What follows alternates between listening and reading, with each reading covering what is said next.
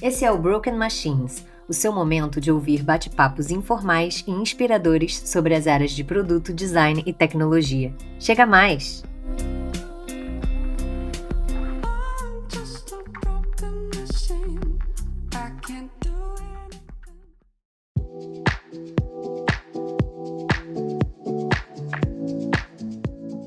E aí, pessoal? Aqui é a Bill, tô aqui com o Fio. Olá, tudo bem?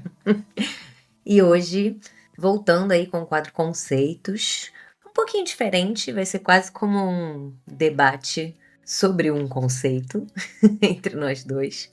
Sim, A gente vai falar um pouquinho sobre um assunto muito importante para todos os profissionais que atuam aí na área de produtos digitais. A gente vai falar sobre algumas diferenças básicas, mas super importantes entre o que é um processo, o que é um método, dinâmica, frameworks e outras cositas. Mas, né, todos esses termos aí que acabam confundindo as pessoas de vez em quando.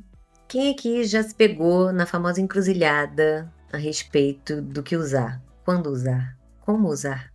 Tudo aquilo que já aprendeu, né? Muita coisa.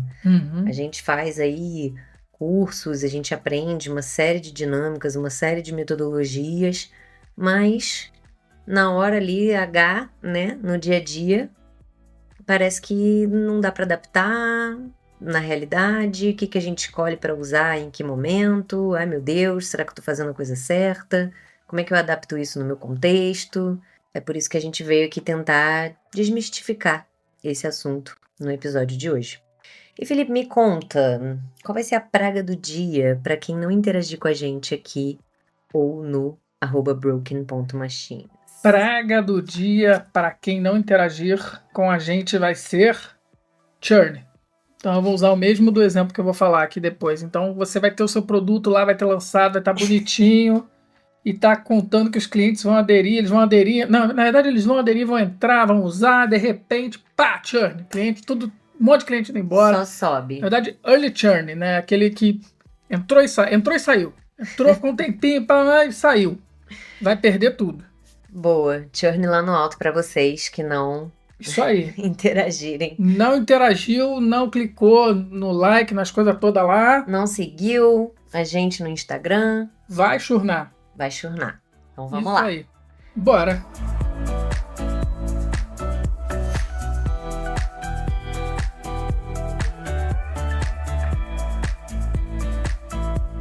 Bom, então começando com uma pergunta, né, uma indagação que eu já até fiz ali na introdução, né? Já fiz vários cursos, aprendi um monte de métodos, mas mesmo assim eu não sei ainda o que fazer para tornar tudo isso que eu aprendi realidade. E aí, Felipe? Boa. Então, como a Bill falou, né, eu acho que isso vem de uma realidade dela, mas também eu escuto isso muito, gente. Isso é uma pergunta que, pô, fiz curso e aí tentei aplicar um framework, tentei aplicar um processo, mas não consigo encaixar na minha empresa, não consigo levantar isso. Então, o primeiro ponto que a gente precisa entender é que não existe bala de prata, não existe curso mirabolante, não existe processo mirabolante. A gente não vai conseguir adaptar a nossa realidade um framework específico, uma coisa. O que a gente tem que fazer? A gente tem que entender o cenário primeiro. Então vamos lá, vou tentar até trazer um exemplo para vocês. Digamos que a gente está com um problema ali, a gente tem um churn de cliente, como eu falei na praga de hoje, na empresa de vocês, e aí eu recebo muito essa pergunta de alguns clientes: o que eu devo fazer, como eu devo atuar? Então, se a gente olhar para churn, o que você vai fazer? Você vai começar, deixa eu pensar aqui. Aprendi um monte de coisa lá no curso que eu fiz, vou fazer um desk research, depois eu vou tentar entender e aplicar um processo de How Might We. Aí tem Teresa Torres, vem árvore de oportunidade, vem macumba, vem fluxograma para lá, vem reunião para cá, e aí fica dando volta e nada acontece, ou seja, tá tudo errado. Primeira coisa que a gente precisa fazer, e aí é disso que a gente vai falar hoje, é entender como a gente vai fatiar esse problema. Que processo que você vai utilizar para trabalhar. Você vai se basear no Double Diamond de design. Então tem as etapas lá de Discover, Define, Develop, Deliver. Também depois monitorar, entender o launch do produto. Você vai, enfim, usar uma coisa mais Product Management Lifecycle ali, model, né? Da coisa bem que o Steve Rains traz até no livro dele lá. Enfim, como um processo de desenvolvimento de produto que começa em Discover Innovation, New Product Planning, New Product Introduction e etc. Ou você vai fazer um LPP, que eu vou falar mais tarde, que é um processo que a gente fez numa empresa, ou você vai usar um PMI, que é um processo de gestão mais voltado para a gestão de projetos e vai envolver várias equipes. A primeira coisa que você precisa saber é qual o processo que você vai usar para iterar dentro disso que você vai aplicar. Ou seja, existe uma diferença entre método e processo, que às vezes as pessoas se confundem, né? Sim. Qual processo que você vai usar? Eu vou usar um benchmarking. Não, benchmarking não é o processo. O processo é essa esteira, né? Esses passos, quais etapas que você vai fazer. Essa é a primeira coisa. Não adianta sair metendo a mão na massa e fazendo as coisas. E aí, o que acontece? A gente tem que lembrar, eu vou falar até um pouco mais para frente, mas acho que isso casa muito, que produto é ciclo de iteração, ciclo de aprendizagem. Então, como é que eu vou iterar dentro desses ciclos? Como é que eu vou aprender dentro desses ciclos? E é importante esses ciclos estarem combinados com todo mundo, né? Não adianta o Product Manager decidir, né? Eu vou atuar aqui com Double Diamond e isso não tá bem esclarecido ali entre as outras áreas, né? Engenharia, design, todas as áreas precisam estar em linha com qual vai ser esse processo. Sim. E o que eu mais vejo por aí, até quando a gente está falando de processo, por isso até desse tema de hoje, são esses ciclos que não fecham. São pessoas ou PMs que não entendem muito essa dinâmica desses ciclos, né? E aí, o que acontece? Entra num processo de discovery eterno, entra num processo de refação eterno e não consegue... Lembra daquilo que a gente fala? A gente fala muito isso, né? Da coisa da dinâmica do output versus outcome, né? E o outcome é o resultado. Então, como é que você vai chegar naquele resultado? Qual o ciclo que você vai usar para iterar em cima daquele resultado? Né? Então, por isso que é muito importante, por isso que a gente está falando aqui, está trazendo aqui.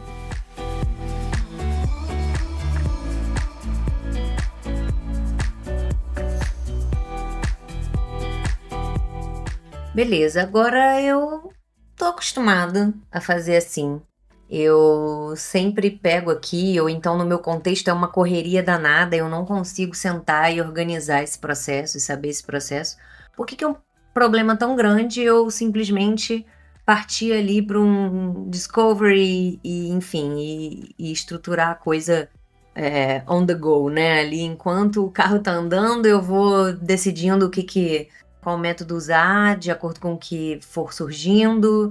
E isso acaba funcionando ali, mais ou menos no meu dia a dia. Por que é tão ruim começar dessa forma? Então, o problema de começar dessa forma é que, às vezes, a gente chega... né? O que eu vejo muito acontecer, tá, gente? A gente começa a criar e levantar dinâmicas, né, e abrir leques, que a gente chama. Esses leques não são fechados. Então, imagina assim, vamos fazer uma dinâmica de How Might We? Vamos fazer uma dinâmica de Opportunity Tree. Vamos fazer, ou então vamos montar, vamos estruturar uma Opportunity Tree melhor. E a gente não fechando esses ciclos, não esperando um resultado, isso vai ficando em aberto e a gente vai juntando uma série de dinâmicas, uma série de processos. Às vezes a gente também se confunde. Chega no final, a gente tá para botar um site em produção, tá para botar um produto em produção, aí alguém vem e fala assim, a gente precisa fazer persona, precisa levantar as personas. Eu falo, não. Peraí, gente. Agora que o site está pronto, vamos entregar o site. A coisa veio meio fora de ordem, né? Sim. Vamos entregar o site, porque... É igual o primeiro ponto, né, que você estava falando. Tem gente que acha que tem uma bala de prata, né? Então, tipo assim, todos os projetos que caem no meu colo, eu vou fazer uma matriz SD. Porque sim, porque é o meu método aqui, carta na manga, que eu sempre faço. Mas não, né? Depende. É a mesma coisa quando você já está num determinado momento do processo ali, você já está numa determinada fase e de repente vem alguém com, né, algum método que não se encaixa naquele momento. E aí é um pouco do que você falou, existe um ciclo que vai ser previamente combinado e que, beleza, se a gente tem que criar persona, ok, não tem problema, mas aí talvez ela entre num próximo ciclo ou numa atividade cross mesmo, mas esse ciclo que já foi iniciado, ele precisa fechar. Sim. Uma outra coisa que eu trago de lembrança é a gente não confundir também esse ciclo, né, de iteração de produto com o ciclo que a gente chama de ciclo de vida do produto, né, que a gente fala de Introduction, Growth, Maturity, Decline. Isso é uma outra coisa. E aí, se a gente for olhar para ciclo de vida de produto, dada a etapa de um produto, você vai agir de uma determinada forma. Se você está em decline, tem dinâmicas ou coisas e ações que você faz no produto que vão fazer com que ele saia dessa etapa de decline, com que ele entre no outro ciclo. E isso é bem diferente do que a gente está falando. O que a gente está falando é de um passo a passo para que você consiga, quase como se fosse, eu costumo usar esse exemplo porque é bem para fixar na cabeça dos PMs quando eu estou conversando. Então imagina que vocês têm em casa o armário de vocês. Vocês têm 4 portas no armário, tá? Traçando um paralelo com o Double Diamond. Primeira porta, Discover. Segunda porta, Define. Terceira porta, Develop. Quarta porta, Deliver. Então, nessas portas de armário, vocês têm lá gavetas. Então, a primeira porta tem 3 gavetas. Primeira gaveta, gaveta de meia. Segunda gaveta de camisa. Terceira gaveta, sei lá, de cueca. Então, quando você começar a trabalhar o seu processo, você abre uma gaveta e escolhe uma roupa que você vai usar para sair. Então, as dinâmicas seriam como essas gavetas dentro desse processo. Exatamente. E tem muitos, e nem em todo projeto não é necessário que você abra todas as gavetas, né? Exatamente. Não é necessário que você faça todas as dinâmicas de discovery para cada projeto. Assim como você também não pode pular uma porta e não, né, usar nenhuma gaveta de cada porta, porque senão você também não está fazendo o ciclo como um todo. Então, talvez para resumir, eu diria que quando a gente fala em processo, a gente está falando dessas etapas. Tipo, para ficar mais claro, assim, tipo, processo igual etapas. É isso. Isso é o que a gente chama de processo e isso é a primeira coisa que precisa ser definido. Sim.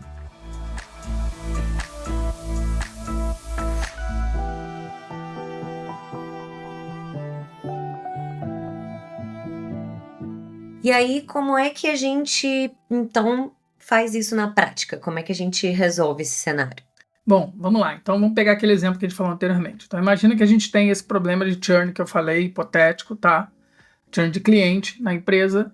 E o que você deveria fazer em relação a esse problema? Primeiro, qual processo que a gente vai utilizar?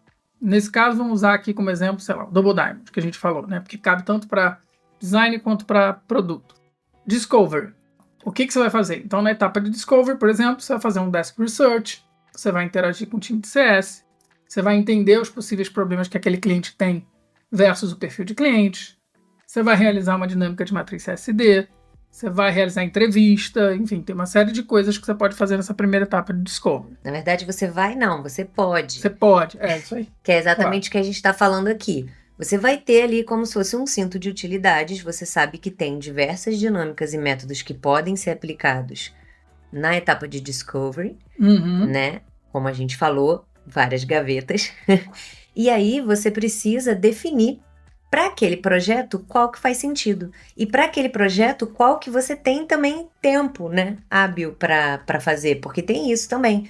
Às vezes a gente precisa fazer o MVP do processo, né? Sim, sim. Que é o mínimo processo viável, não é o mínimo produto viável, é o mínimo processo viável. Quais dessas gavetas eu sou obrigada a usar, pelo menos assim, no mínimo, para fazer um ciclo inteiro funcionar? Você vai escolher de acordo com o projeto. Ai, meu Deus, mas como que eu escolho? De acordo com o problema que você tem que resolver também. Exatamente, vai depender do problema que você está resolvendo. Você vai reunir o pessoal que está envolvido, principalmente ali as lideranças, né, de design, engenharia, né, o PM, alguém de dados, enfim, dependendo do projeto, do problema que você está resolvendo.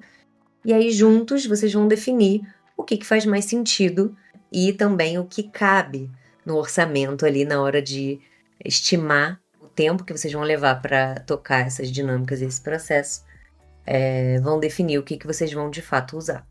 Bom, mas vamos lá. Então, passou essa primeira etapa. Uma coisa que é importante também, que vale muito lembrar, é esse entendimento a respeito que me ajuda muito. Eu acho que também a Bill aqui, quando a gente está fazendo, aplicando esse processo, iterando, é entender se é uma etapa de abertura ou fechamento de leque.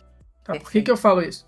Porque uma etapa de abertura, você está muito mais disposto a descobertas, a abraçar mais coisas, a trazer coisas que brainstormam mais, que fazem mais sentido, de um entendimento mais amplo. E etapas de fechamento de leque, você faz ao contrário. Você começa a cortar e podar algumas coisas para que você consiga ir direto ao ponto. Por isso que o Double Diamond tem aquele formatinho, né, de abertura, fechamento, abertura e fechamento.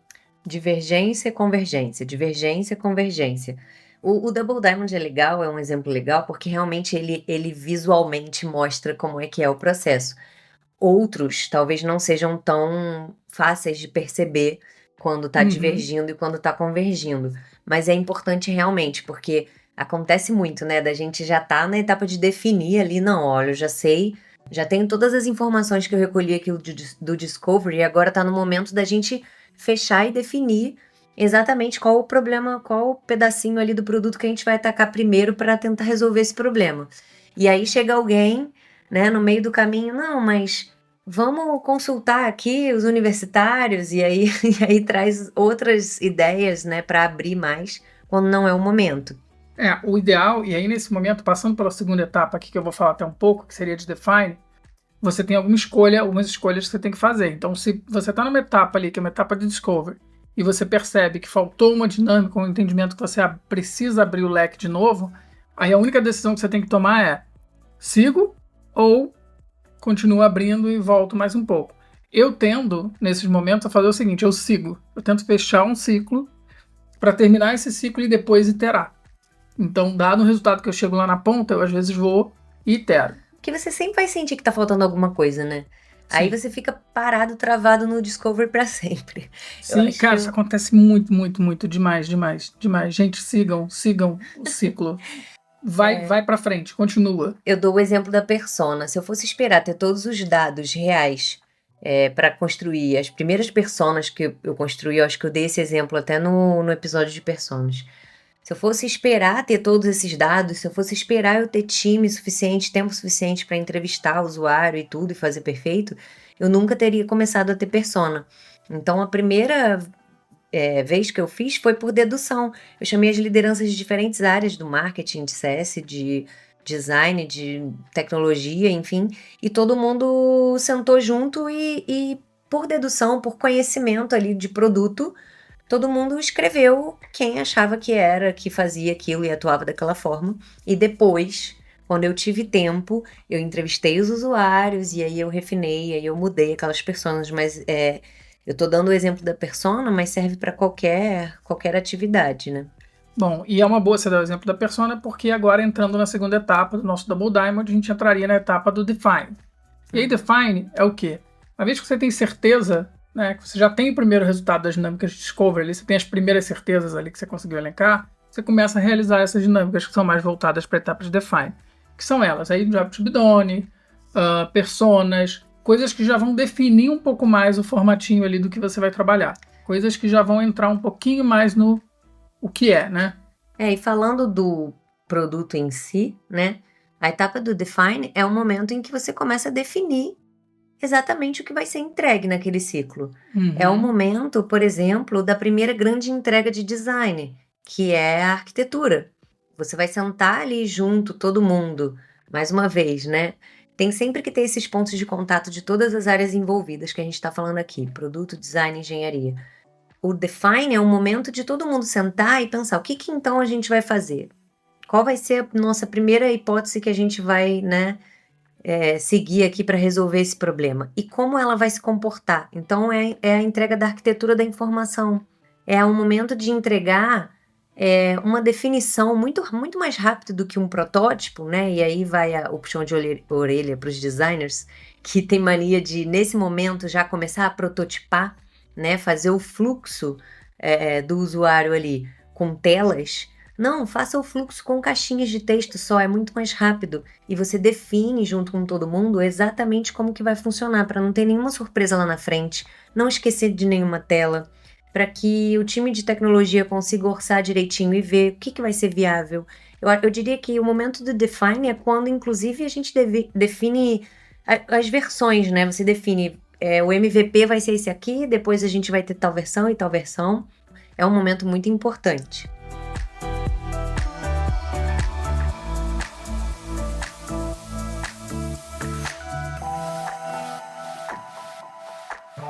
Boa. E aí a gente entra na terceira etapa, que é o develop. Quando a gente fala de develop, a gente já pensa em plano de entrega, eu tô falando para produto, tá? Porque se olhar para design, olhar para desenvolvimento, aí tem outras coisas, já é mão no código ali, já começar a fazer. E aí a gente tem plano de entrega, a gente tem plano de vendas, a gente tem a supervisão até do próprio desenvolvimento, entendendo os itens de backlog que a gente vai gerar, as histórias que vão compor aquilo ali. E aí a gente está muito guiado nesse momento pelo como. Então, o como é o que vai... Então, como vamos desenvolver a solução que a gente pretende entregar? Então, é exatamente isso. É o como que vai guiar essa terceira etapa, que é a etapa de develop. Boa, e assim como na de Discovery e na de Define, a gente está falando, tem as gavetinhas. Tem um item ou outro que você vai escolher, que você vai identificar que naquele momento é legal fazer.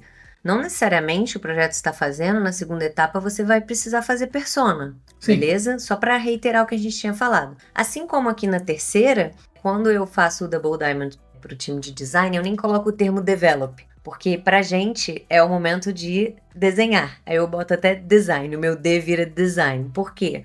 Porque esse é o momento que, de fato, depois que a gente definiu lá a arquitetura, que a gente vai começar a botar a mão na massa e realmente prototipar. E aí aqui tem, por exemplo, uma gaveta ali que é o teste de usabilidade. Será que vai dar tempo da gente fazer o teste? Né? Que tipo de teste? Às vezes dá tempo de fazer um teste de guerrilha, às vezes não. Às vezes a gente consegue fazer um teste mais estruturado, né? A gente consegue mais tempo para isso. Tem muitas gavetas, muitas coisas para fazer aqui na etapa do develop. Tem uma metodologia chamada BERT, que eu acho maravilhosa, que é para você identificar ali qual é a reação que as pessoas têm para determinados visuais que você cria. Enfim, tem uma infinidade de coisas, só que, mais uma vez, é o momento de você escolher o que você vai fazer. E aí, como o Felipe falou bem, para produto vai ter uma lista ali de coisas. Para design vai ter uma outra lista. E para desenvolvimento também, eles vão ter a lista deles lá de coisas. Mas é um momento realmente, eu diria, mão na massa. E é um momento, voltando também num ponto que a gente falou, de divergir. É um momento de abrir leque novamente. Por quê? Porque eu posso endereçar aquela estrutura que a gente definiu de várias formas. No design, por exemplo, eu posso colocar o botão em cima, embaixo, na esquerda, na direita, né? Então, quando a gente está falando de divergir aqui, é de todos os tipos diferentes de interação que você pode criar. Eu posso entender que falta um botão, eu posso entender que eu não pensei numa premissa ali de desenvolvimento, que falta eu trabalhar alguma coisa que precisa ser desenvolvida ainda. Pode não ser um botão, pode ser um radio button, pode ser um checkbox, não sei.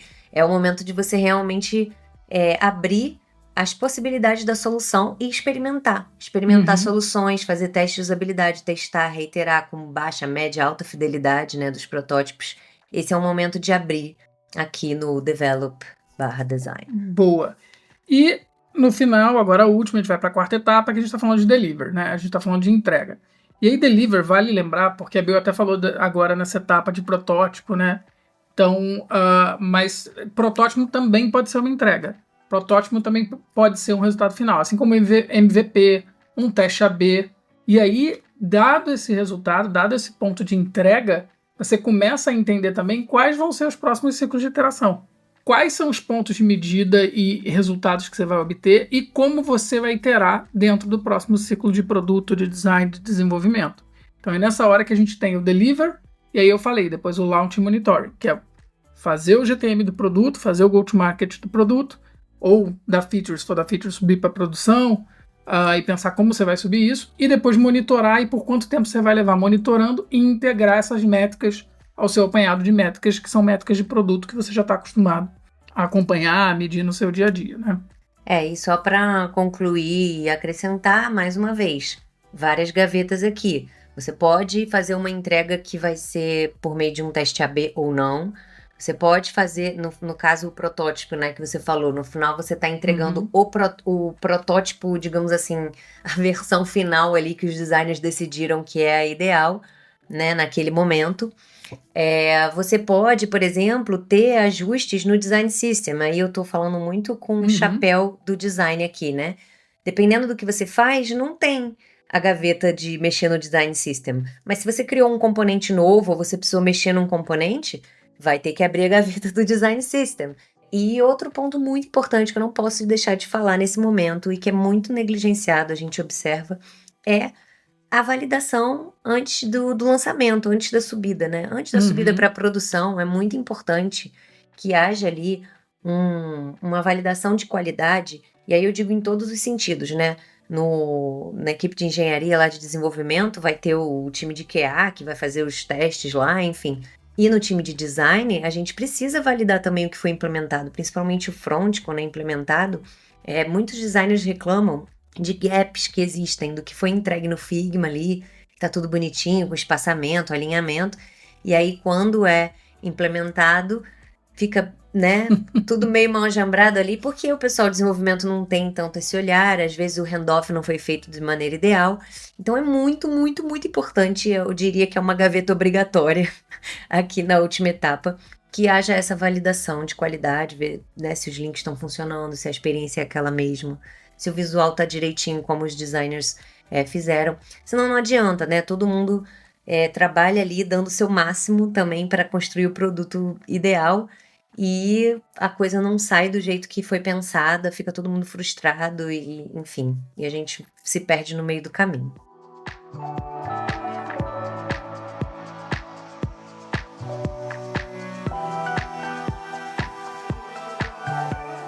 E aí vem aquela pergunta, né? A pergunta final, que é: como é que é? Tá bom, Jéssica, mas acabou? Não tem aquele meme? Tá Já bom. acabou, Já Jéssica? acabou, Jéssica, isso. Já acabou, Jéssica. Então, não.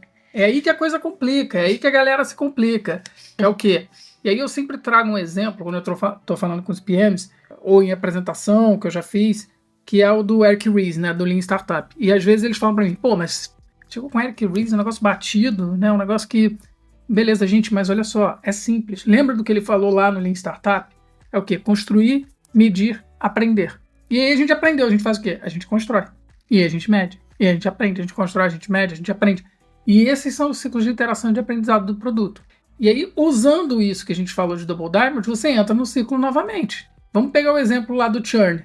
Se você chegou na etapa do delivery e continua a não obter o resultado esperado, talvez você tenha errado alguma etapa. Ou talvez você precise rever o que você levantou lá no seu Desk Research. Ou talvez você tenha atingido um resultado, mas o problema agora seja com outro perfil de cliente, não sei, né? O mais importante é você iterar, porque você pode chegar no final e lembra do outcome. Chegou no final, viu o outcome, putz, os clientes continuam churnando, ou a coisa continua. Então você entra no ciclo novamente. Sim. E não precisa passar por tudo, também é importante. Você entra no ciclo de novo, então vou fazer outra persona. Não necessariamente, gente, você pode usar as personas que já estão prontas. O que vocês precisam saber, assim, que eu acho que também é o pulo do gato desse ponto, é que vocês têm que estar muito comprometidos nessa passagem de ciclo e entender que o que você não respondeu no passado pode ser uma cobrança no futuro. Que às vezes também a gente passa por esse ciclo e faz só 3 dinâmicas ou 4 dinâmicas para responder as perguntas. Beleza, a gente quer passar rápido, a gente precisa entregar rápido. Pô, não dá para fazer esse monte de processo, não dá para fazer esse monte de coisa. Beleza, então passa rápido. Só que depois chega lá na frente e fala, pessoal, putz, a gente não conseguiu resolver o problema. Será que a gente não precisava ter levantado uma dinâmica que a gente não levantou? Você tem que lidar com as frustrações. Então, o importante é isso. Você saber desse comprometimento. E às vezes a gente pensa assim, mas quanto mais dinâmica então eu usar, mais resposta eu vou ter. Também não. Porque às vezes, dado aquele momento que você está passando ali no Discovery, você não tem, como você falou, você não tem a capacidade para responder por uma determinada dinâmica de forma efetiva. Então você não está acostumado ainda com o produto, você acabou de entrar na empresa, você não tem um apanhado para fazer aquele desk research, ou você não conhece as pessoas que você precisa, né, para interagir naquele momento. Então, às vezes, quando você voltar àquele ciclo, você vai fazer uma pesquisa mais rica, uma pesquisa que traga mais valor, você vai conseguir engajar mais gente. O importante é isso, é estar sempre iterando, sempre aprendendo. Querendo trazer um exemplo prático aqui, eu lembro que no time de design, porque esses ciclos, né, produto já está até mais acostumado a olhar a coisa nesse sentido, né? O time de design nem tanto. E a gente tinha um ciclo que era físico. A gente, no nosso quadro, o Scrum ficava na época do presencial, né? Ficava na parede ali, e eu tinha as colunas. Depois da coluna done, que é quando o design entregou, não acabou. Porque ainda tinha a coluna de implementação, que, né, quando eu sabia que o time de desenvolvimento tinha começado a desenvolver aquilo, a gente movia essa entrega para lá. E depois tinha a coluna de que, foi pro ar. E uma vez que foi pro ar, a gente avaliava. Será que atingiu ali a experiência que a gente queria? E se não, a gente voltava com esse card lá pro backlog. Então era um jeito realmente de fisicamente ter um ciclo da coisa nunca acabar, né? A gente tende a entregar um negócio, entreguei e não... Está entregue, não olho mais para isso. Mas não, tem que ter realmente essa mentalidade de ciclo de iteração mesmo que o Felipe falou. Boa. Cita, eu acho interessante citar, você falou agora da ingresso, eu lembrei, que vocês faziam lá do BBB. Ah, sim. Como a gente estava falando, o que que é importante quando você determina o processo, né, da sua área, seja ela qual for? É você montar esse armário, né? A gente está chamando de armário, mas eu chamo de cinto de utilidade. Que é o quê? Quais são todos os métodos, as dinâmicas possíveis dentro de cada etapa que eu posso fazer? E aí aquilo ali fica como se fosse um mapa para o time. Quando a demanda chega, né? Quando o problema cai nas nossas mãos, a gente planeja e vê o que que a gente vai escolher então dentro de cada etapa para fazer. Beleza, escolhemos. Só que a gente sabe que a gente nunca consegue o mundo ideal, a gente nunca consegue fazer todas as dinâmicas que são interessantes para aquilo. Então a gente precisa mais uma vez, de um mínimo processo viável, ou seja, o que que é obrigatório? O que que a gente não pode deixar passar? Não tem jeito. E aí, lá com o time, a gente chegou num mínimo, né, processo ali de design que eu chamava de BBB, que era benchmark, brainstorming e buttload of sketches. E aí, só para ficar com BBB, é porque eu reforçava que nenhuma mudança que a gente fizesse no produto, por menor que fosse, tipo, é para corrigir um botãozinho ali, um negocinho, não podia ir para frente sem passar por esses 3 pontos. Então, o benchmark é porque a gente precisa entender sempre como que está sendo feito. Às vezes é uma mudança que a gente está fazendo meio com a cabeça fechada ali dentro só do nosso contexto. E aí, quando eu digo benchmark, não é só olhar para concorrentes e similares dentro do próprio nicho, mas eu costumo olhar também para componentes parecidos, semelhantes em outros contextos. Vou dar um exemplo. Lá no ingresso a gente tinha um mapa de assentos, né? Para as pessoas escolherem ali o assento no cinema. Sempre que eu precisava fazer um benchmark disso, eu olhava também companhia aérea, porque também tem seleção de assento. Então, só para dar um exemplo. E o próprio produto, né? O Porque próprio você pode produto. achar componentes que já tem aquele mapa de assento numa outra frente, num outro lugar. Aí você vamos fazer igual para você trazer consistência ou consultar a library, enfim. Perfeito. Sim, benchmark então tinha que fazer. Depois o brainstorming, claro, juntar todo mundo do time e rabiscar ali e pensar o que que ia fazer. Ah, beleza, então a gente vai fazer dessa forma. Ok. E por fim, o buttload of sketches. Por quê? Porque eu sou muito, nesse ponto, eu sou meio old school e eu sou muito defensora do lápis e papel, sabe? Eu acho que o designer, ele precisa ter esse momento para explorar possibilidades. Vocês, quando a gente entra ali no Figma, no mundo já da ferramenta digital, a gente acaba ficando limitado, principalmente quando tem design system, né? Parece que é uma montagem de Lego meio mecânica ali, tem que ter um campo, tem que ter um botão e um textinho, pá, acabou. E isso limita um pouco a tua criatividade e como que você realmente soluciona aquele problema da melhor maneira. E assim, às vezes, o tempo que você leva para fazer 2 telas no Figma, você é o mesmo que você leva para fazer 20 opções da mesma tela no papel, na mão. Então você explora ali, tchá, tchá, tchá, tchá, tchá. Se a gente está falando, né, do trabalho remoto, você tira uma foto, né, ou então rabisca no iPad, aí quem tiver, mas quem não tiver, rabisca no papel, tira uma foto, joga para o time, troca uma ideia, né, o brainstorming não acabou aí. Troca uma ideia, mas para a gente garantir que a gente explorou o máximo de opções possíveis, né? E aí sim a gente, depois que decidia ali, beleza, é isso aqui que a gente vai fazer, aí partia para o layout. Então esse era o processo mínimo de design. Surgia alguma coisa voadora ali, não tem como a gente adequar o processo. Como é que a gente vai fazer isso? Eu só criava uma tarefa no Gira, BBB, e botava lá o nome da tarefa BBB. E aí o time já sabia, pô, beleza, isso aqui é só fazer um BBB. E então, assim, a gente garantiu um mínimo de qualidade de trabalho, de design para aquela situação. No meu caso, eu não tenho um BBB, mas eu tenho um LPP, siglas de o que a gente fez. Esse aí eu acho que não foi nem na época da ingresso, foi na época da AMI, se eu não me engano. Eu criei um processo de desenvolvimento de produto ali, Lean, que tem 3 etapas ali, que é Planning, Developing, Launching e Monitoring. O que é isso? É que você precisa responder, o time precisa responder a perguntas básicas dentro desse ciclo, que se o produto não responder essas perguntas, a gente está encrencado. E aí não só o produto, tá? Essas reuniões acontecem com 4 áreas, que é design, produto, engenharia e a galera de dados, né, de analytics, e a gente se põe a responder essas perguntas em cada etapa do processo. E, cara, super funciona e funciona também como ciclos de iteração. Então a gente responde essas perguntas, faz lá o team monitoring, e o que acontece muitas vezes é que quando a gente vai repetir o ciclo, a gente vê, putz, a gente não respondeu essa pergunta aqui. E a gente fala, tá vendo? Se a gente tivesse respondido essa pergunta, talvez a gente não estivesse iterando agora. Ou talvez a gente estivesse iterando de uma maneira mais madura nesse momento. E aí esse LPP, que é o Lean Product Process ali, é uma coisa mais ampla, né? Ele envolve design, envolve todo mundo. Eu acho legal esse Lean Product Process porque ele determina justamente esses momentos, desses pontos de contato, que são esses momentos de decisão, pontos de alinhamento em que os envolvidos vão se encontrar e meio que compartilhar ali o status da coisa e fazer as definições que precisam ser feitas para a próxima etapa.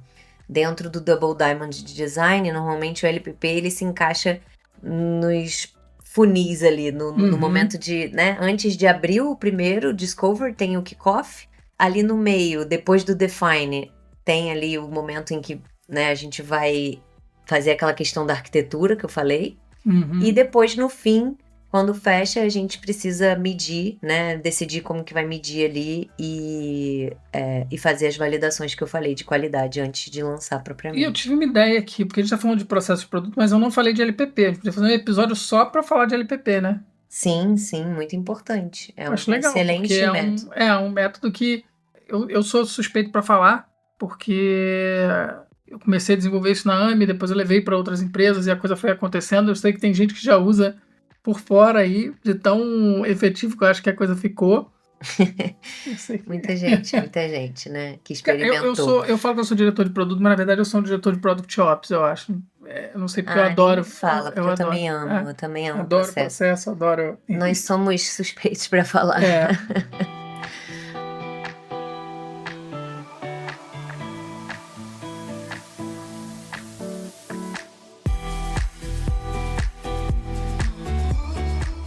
Bom, então vamos fazer um recap, a gente sempre faz aí nos episódios conceito. Vamos lá, então, show. Primeiro passo, entenda o problema. Entendeu o problema ali. Qual o problema que você precisa resolver? Depois, defina o processo. E aí nesse passo pode ser que você já tenha algum processo padrão ou não, que você queira aplicar alguma coisa. Bom, por último, elenque as dinâmicas que você vai utilizar e por quais resultados e ciclos você pretende passar. É legal também, os times fazem normalmente retrospectiva, né? Mas eu sempre incentivo a galera de produto ali e os designers também, nas retrospectivas, validarem como está esse processo, né? Sim. Porque às vezes surgem, como eu falei, para melhoria contínua, a gente entender o que está funcionando, o que não está.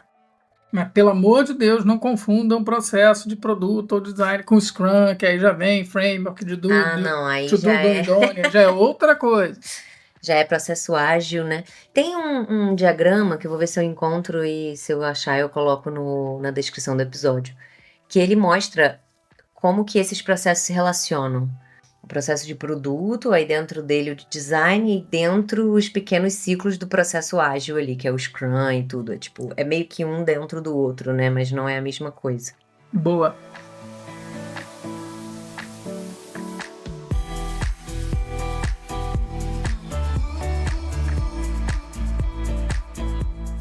É isso então? É isso. Espero que tenham entendido, espero que tenham gostado. Se surgiu alguma dúvida, se surgiu alguma coisa que vocês não concordam com o que a gente falou, mandem, por favor. Queremos debate, queremos iteração aqui nesse processo também. Tô lá na Deep List. Se quiserem marcar a sessão, só marcar. A gente fala sobre processo, fala sobre dinâmica, fala sobre um monte de coisa, fala sobre besteira também. Isso aí, estamos disponíveis para mentorias e para bate-papos e, obviamente, comentários nas nossas redes sociais e comentários aqui na sua plataforma de áudio favorita. Para não receber uma praguita. Tchau, tchau, gente. Até a próxima. Valeu!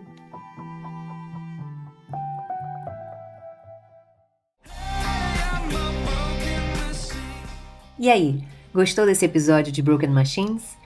Então não deixe de curtir, compartilhar com seus amigos e comentar. O que mais o inspirou nesse papo? Tem dúvidas, sugestões ou pedidos de temas para debatermos? É só mandar pra gente. Você também pode nos seguir no Instagram, @broken.machines, para mais conteúdo sobre os temas. Lançamos novos episódios de aproximadamente 1 hora quinzenalmente. Até o próximo!